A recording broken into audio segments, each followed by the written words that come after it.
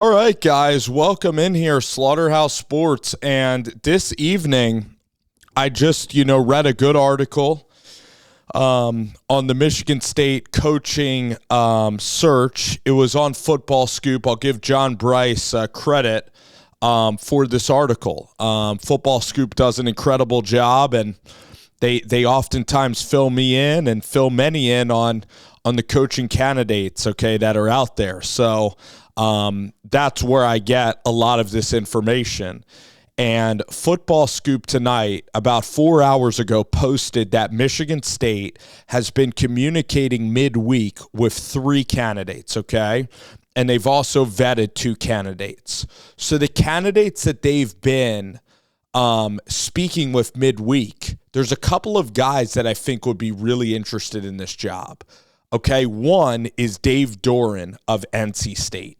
So Dave Doran has been at NC State for a very long time. I'm going to, search his official record at NC State, And then I'm going to give you my honest opinion on Dave Doran. I believe that Dave Doran would be interested in the job. Currently, his salary, he does make $5 million annually in Raleigh. Decent recruiting base in North Carolina. You don't have as much money as the University of North Carolina in football. Duke's very good, but you're in the ACC, and I believe that with the money coming in from the Big Ten deal that they've just made with like Fox and NBC, Michigan State might get some money here to spend, and then of course they're still doing they're still going back and forth with Mel Tucker. We're going to see if they're going to owe Mel Tucker some more money, as, this court case continues to be resolved. So Dave Doran, 80 and 57.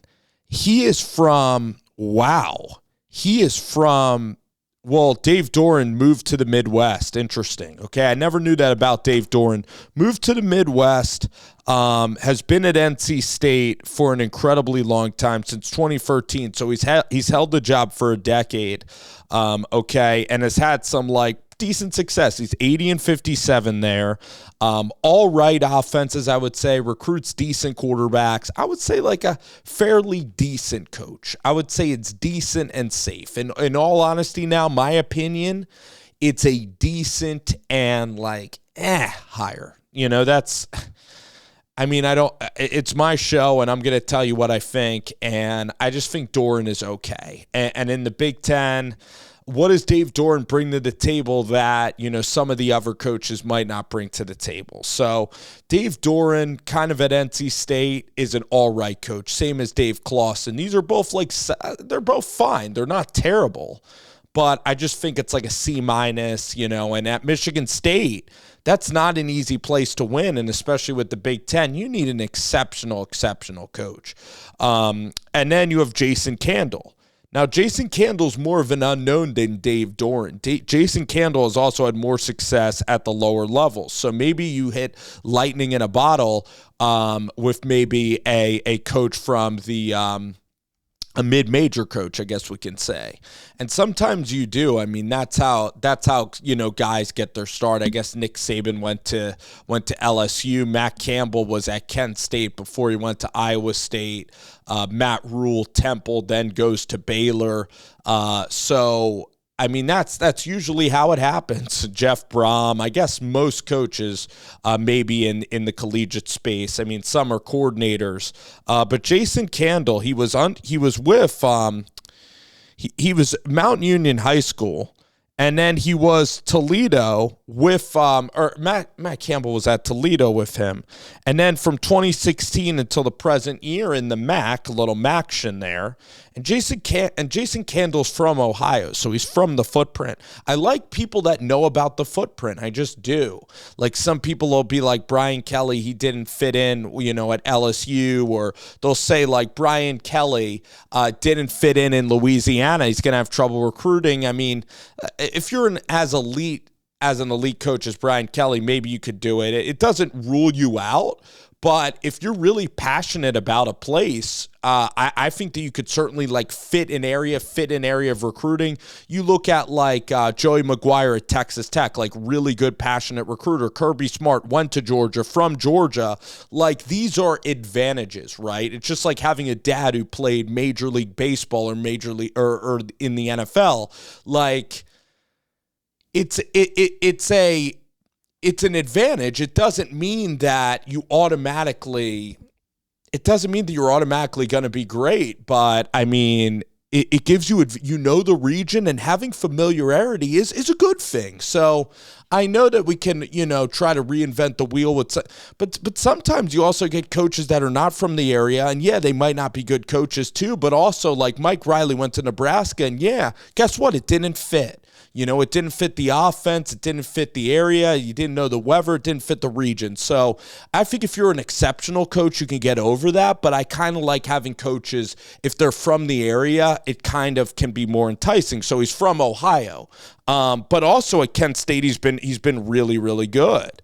You look at him like 11-3 in 2017, 7-6, 6-6. But then he's 10-1 this year, went 9-5, 7-6. So I guess he's done all right at Toledo. I'm not sure how complicated that job is. And frankly, I think that they have good offense, but it's up to me to maybe do some more researching into Jason Candle. But I think that you could have a higher upside with Candle. It's going to be a little bit, I think you could have higher upside. But you have Doran and Candle. I think Candle is absolutely taking a job in the Big Ten over the MAC, for sure. So you probably get hit. He's probably a guy that's in on the gig. And then Dave Doran is an interesting interview by Michigan State, giving him a nod, giving him a call. Here's the big fish. Like, here is the Grand Slam hire. It's Jonathan Smith. I know Jonathan Smith just lost by 2 up at Oregon State. Jonathan Smith, to me, is going to get a job. Now, Chip Kelly did happen to win today, so I wonder if UCLA is going to come open. Jonathan Smith is from Pasadena. It's rumored that he's very interested in the UCLA job. Rumored he's really interested in that job. So if Chip Kelly moves on, you could see UCLA make a bigger push, and UCLA, it's a better job. I think it's easier to recruit there. It's LA. Jonathan Smith is from the area. Warmer, better recruits. I think they're pumping in more NIL money. Michigan State is still recovering from Mel Tucker, meaning they believed in Mel Tucker, and then because of off-field conduct, they also got rid of Mel Tucker. Mel Tucker was struggling on the field. And then it was an 8-year contract. So Michigan State, they probably wanted to do away with Mel Tucker if you were going to give him truth serum. I guess we've been over that. It's a whole controversial thing of whether he should have been fired or not. I frankly don't want to go into these waters necessarily on this show or on my channel, really, okay, about Mel Tucker, it's very sad. I'll just say that. It's a disappointing situation because Mel Tucker, Mel Tucker was in control of the situation and he let external factors get to him. And that is disappointing, okay? So that's Michigan State, though. It's a huge controversy what's going on with Michigan State. Dave Braun has done a really nice job at Northwestern. But we're talking about Jonathan Smith now. Jonathan Smith is a home run hire. Okay, Jonathan Smith is an absolute home run for Michigan State. He runs the football. He wins with less. Corvallis and East Lansing, pretty similar places. You're recruiting against Oregon. You're recruiting against Michigan. So you kind of have that little brother kind of thing. I just think that Jonathan Smith, like if you can get him, that's like hitting past your weight class. That's like a average guy dating like a Miss USA type of candidate. That's hitting above your weight class. That is perfect.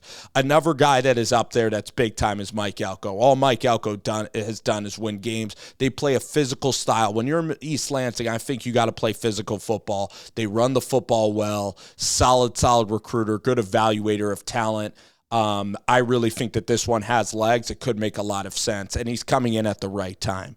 Pat Narduzzi, I think longtime defensive coordinator for Mark D'Antonio at Michigan State. They are also doing their due diligence with Pat Narduzzi. He's another guy that they are doing their due diligence on. So overall, I think that unfortunately, sometimes you go against the grain, but to me, Jonathan Smith is obvious. I think that most fans would say Jonathan Smith's probably like 95% would say that that's the best choice. I think that Smith's looking at the job. If he doesn't get UCLA, then he's going to take the job over a Mountain West job. I think he's going to move his family to East Lansing, but he has no connection to the area. Mike Elko, interesting guy. I think he's from New Jersey originally. Mike Elko at Duke, I think that he would be interested in the job. I think that would be a really good hire.